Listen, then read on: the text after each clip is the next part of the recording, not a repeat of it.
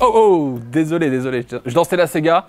J'étais dans l'ambiance mauricienne puisqu'aujourd'hui, on va faire le bilan de 3 ans d'expatriation à l'île Maurice. Avant ça, n'oublie pas de t'abonner à la chaîne en appuyant sur le bouton et en activant la cloche, c'est important. C'est le meilleur moyen de me dire merci. Alors, je suis installé à l'île Maurice depuis maintenant plus de 3 ans, plus de 3 ans et demi même à l'heure où je fais cette vidéo et je reçois régulièrement des questions sur Maurice. Je sais que beaucoup de gens me découvrent en faisant des recherches sur Maurice.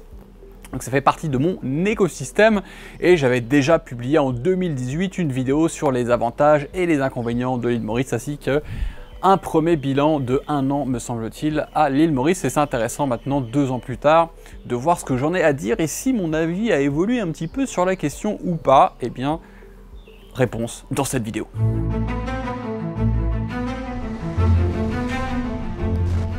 Donc je te le dis déjà d'emblée, il y aura plus un parti pris dans cette vidéo par rapport aux autres vidéos, puisque ça faisait encore que quelques mois ou seulement 1 an que j'y étais, et aussi bien dans le meilleur que dans le pire. Et on va commencer dès maintenant avec le premier point que je retiens, c'est que pour moi, l'île Maurice, c'est le meilleur choix de vie pour mon âge, ma situation familiale et mes aspirations du moment.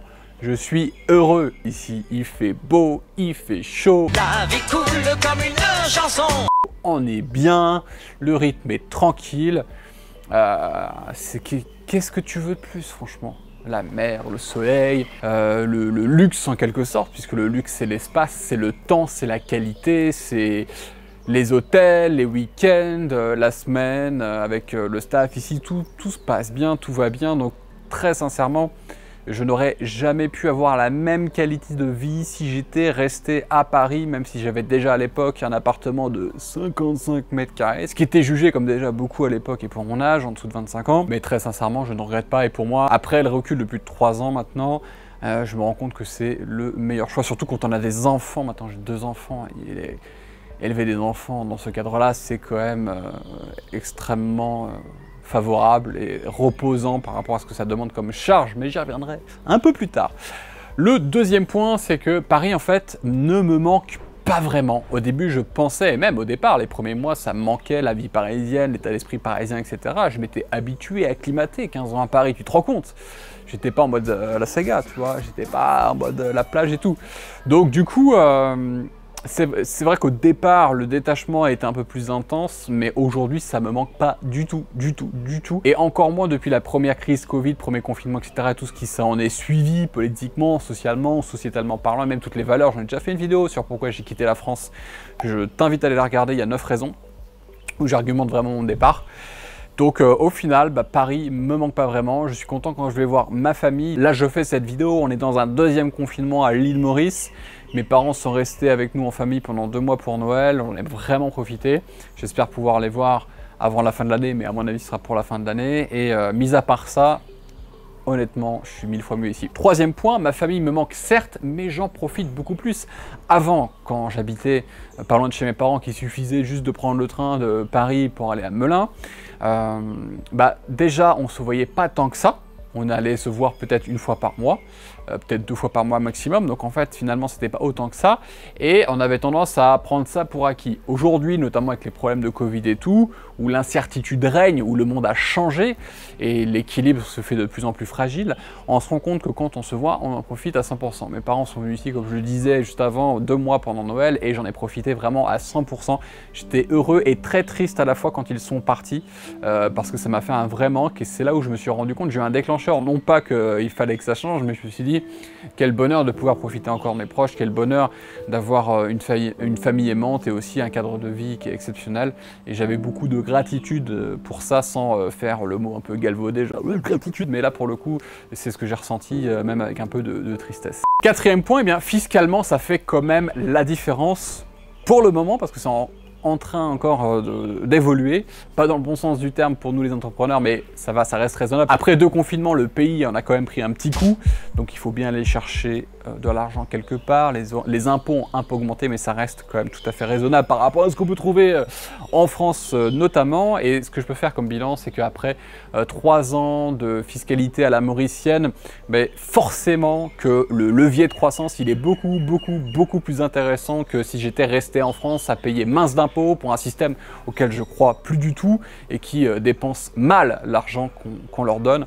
Donc ça fait la différence et c'est un coup d'accélération qui est vraiment le bienvenu et quelque part aussi on se sent plus serein, on se sent pas racketté, on se sent pas être le vilain petit canard ou le mouton qu'on s'amuse à tondre après tous les efforts. Et le travail, l'argent reste et ça fait vraiment plaisir. C'est une reconnaissance factuelle, matérielle qui est là et qui encourage encore plus à aller travailler. Donc petit clin d'œil aux pays à forte fiscalité qui ne savent pas comment bien utiliser cet argent et dont la fiscalité n'est pas à la hauteur de la qualité de vie qui est offerte. Je pense qu'il y a quelque chose à jouer et peut-être à se resynchroniser quand on voit qu'il y a beaucoup de pays comme Maurice ou Dubaï ou d'autres qui ont des fiscalités qui sont très faibles et qui pourtant se débrouillent plutôt bien. Je pense qu'il y a un sujet là-dessus. 5e point, eh bien c'est idéal pour les enfants. J'en parlais un petit peu au début de cette vidéo. C'est idéal pour les enfants parce que non seulement on peut être aidé, donc les nounous comme nous on a, le cadre de vie bien sûr, la facilité de se faire des amis expatriés ou même des amis locaux bien sûr, mauriciens, l'éducation dans des écoles privées certes ça a un prix, mais l'éducation bilingue, de bonne qualité, un peu, je vais dire, à la fois un équilibre entre le moderne dans ce qu'il y a de plus bon, c'est-à-dire l'approche Montessori, l'approche plus sensibilisée aux besoins de l'enfant, et un peu plus traditionnelle qui moi me plaît beaucoup, sur avoir le sens de l'honneur, d'avoir le respect des autres, le respect des supérieurs, le respect des parents, le respect des collègues et des professeurs, une éducation un peu plus à l'ancienne entre tradition et modernité, et ça me parle énormément.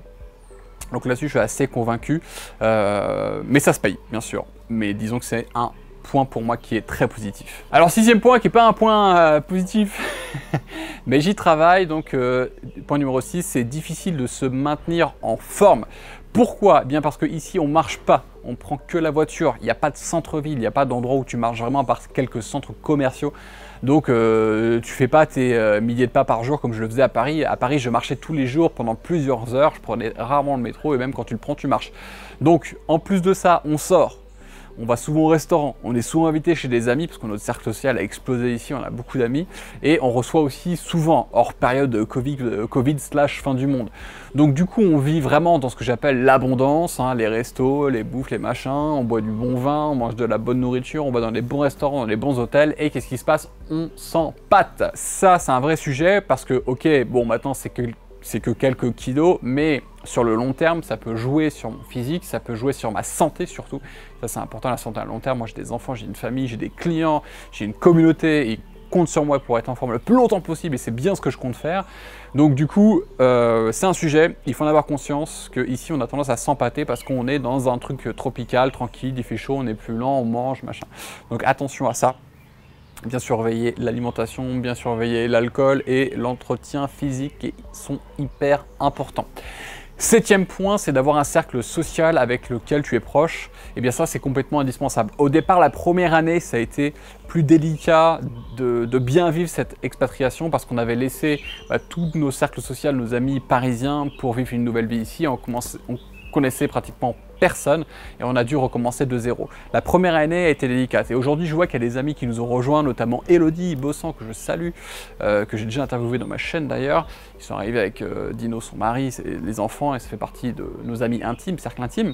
Et eux, tout de suite, on les a mis en relation avec nos amis, avec nos connaissances et ils ont tout de suite rebondi là-dessus et tout de suite su se faire un cercle social en quelques semaines, quelques mois seulement pour une expatriation vraiment réussie. Donc une petite autocritique et surtout un point de surveillance, un point de vigilance pour vous.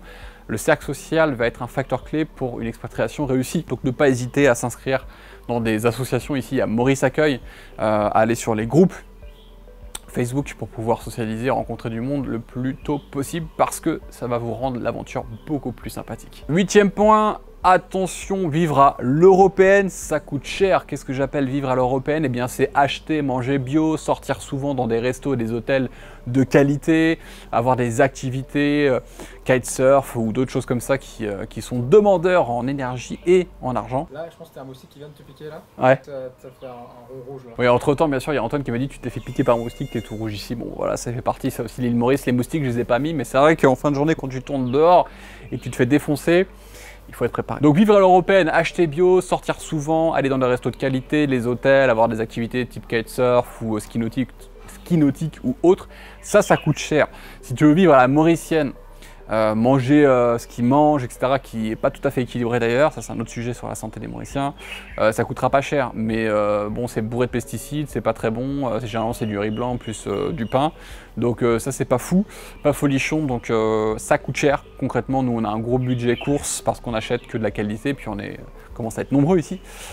Donc attention sur le prix que ça coûte vraiment, ça sera plus cher que dans les grosses ville française. Alors 9e point, et peut-être que tu vas entendre la mosquée en même temps, donc ça aussi ça fait partie de l'ambiance.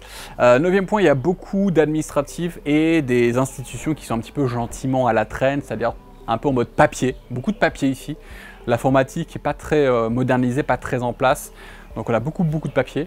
Donc des trucs très simples peuvent prendre un temps fou. Donc par exemple, nous on a acheté une BMW que tu as peut-être dû voir dans un vlog, tu vas te la remettre ici, une X3 hybride.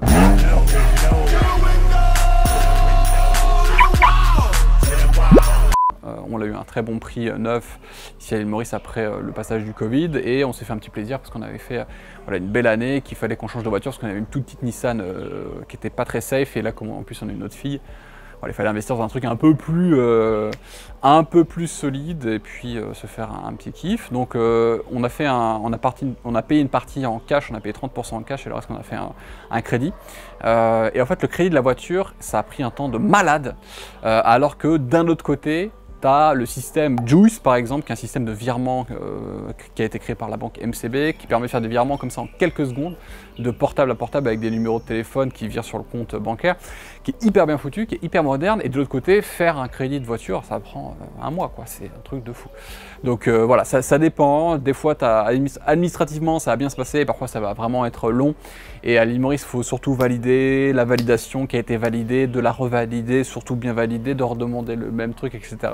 Un peu le côté français administratif dans son pire état.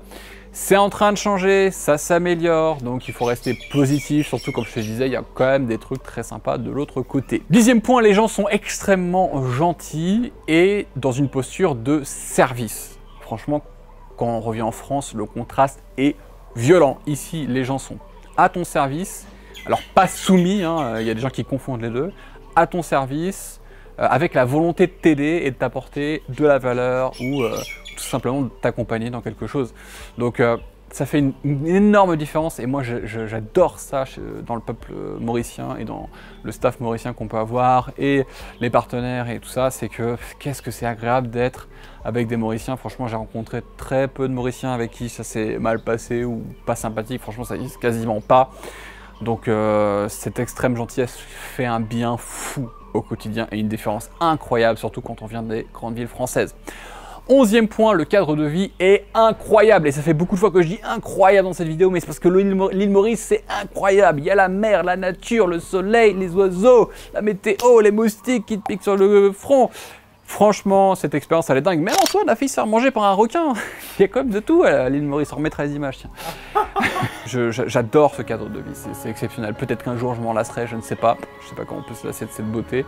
Mais en tout cas, ce cadre de vie, j'en profite chaque minute, chaque seconde que Dieu fait. 12e point, alors je me souviens, il y a quelques années, et régulièrement ça revient, il y a toujours des petits rageux, dont le but est de rager forcément, qui disent « Ouais, tu verras, l'île Maurice, tu vas rester 6 mois, tu vas repartir à poil, tu vas rien comprendre, bref. » Ça fait plus de 3 ans que je suis là, on va enchaîner la 4e année et ma vision pour le futur c'est qu'on va acheter une maison. J'ai fait une vidéo là-dessus, on achète une maison qui est en construction, dont la construction va durer 2 ans. Donc on ne compte pas partir de sitôt. Bien sûr, s'il y a un grave problème où je dois être auprès de ma famille ou peu importe ce qui peut se passer, bien sûr que pendant en tout cas un temps, Peut-être qu'il faudra que je retourne en France. On sait pas. Je le souhaite pas. Je touche du bois. Hop, squat. On remonte. Donc la vision aujourd'hui qu'on a en famille, c'est d'y rester le plus longtemps possible. Si tout se passe comme ça se passe maintenant, il n'y a pas de raison. Donc j'investis pour le futur avec cette maison. Et ça, c'est le plan. Donc tous les rageux qui disent que voilà, je serai parti au bout de 6 mois, bah, je vous fais un coucou. Un bisou, que chacun vive sa vie comme il l'entende et arrêtez de juger et de commenter la vie de chacun. Vous ne savez pas ce qui se passe dans la tête de chacune des personnes, encore moins la mienne. Donc pour l'instant, on veut rester, on s'amuse et on continue. Voilà ce que j'ai à dire là-dessus. 13e point, il faudrait vraiment un changement majeur et très néfaste pour qu'on plie bagage. En fait, c'est à peu près la conclusion du 12e point qui était on investit dans une maison ici, c'est cool, faut y aller. 13e point, il faut qu'il y ait un changement majeur très néfaste pour qu'on plie bagage. On n'a pas prévu ça pour le moment. Est-ce que je serai encore là dans 30 ans? J'en sais rien. Honnêtement, personne ne peut le savoir. En tout cas, pour les prochaines années, 5, 10 ans, voire même peut-être plus, je me vois ici. Donc 14e et dernier point, je te conseille l'île Maurice si tu es comme moi, entrepreneur en famille. Si tu es en solo, ce ne sera pas le meilleur endroit pour toi, pour faire des rencontres, etc. C'est plus simple d'aller dans des plus grosses mégalopoles ou un Dubaï ou autre. Ce sera plus fun. Si tu es dans un stade de ta vie où tu as des enfants, où tu comptes en avoir, tu es en famille, tu es en couple, tu veux à la fois profiter d'un cadre de vie exceptionnel, tu travailles sur Internet, ou tu as un business qui te permet de travailler en mode offshore ici, alors viens à l'île Maurice parce que c'est vraiment un cadre extraordinaire. Pour l'instant, tout va bien. Comme je te disais, je touche du bois, hop, squat. Et j'ai pas touché, hop, double squat. Et donc, tout va bien, on profite, on construit. J'espère que ça te motive toi aussi à construire, à lancer ton business sur Internet. Rendez-vous dans 3 ans pour un nouveau bilan et voir où on en est. Peut-être que ce sera dans la nouvelle maison et peut-être qu'on aura encore plein d'enfants, des chiens, des chats, je sais pas, mais ça peut être super cool. Et donc, en synthèse de cette vidéo, oui, si tu te poses la question, ça vaut le coup. Donc, passe à l'action. Et pour passer à l'action aussi, je t'invite à rejoindre notre groupe privé, les Mentors Business, pour passer ton business à un tout autre niveau. C'est gratuit, tu peux y accéder ici. Notre masterclass pour lancer ton business en partant de zéro. Tu peux aussi prendre un entretien téléphonique avec mon équipe pour être orienté sur la meilleure solution pour toi. C'est en fiche ou en lien juste en dessous. T'entends la musique, c'est la Sega. Ouh là là là là là là.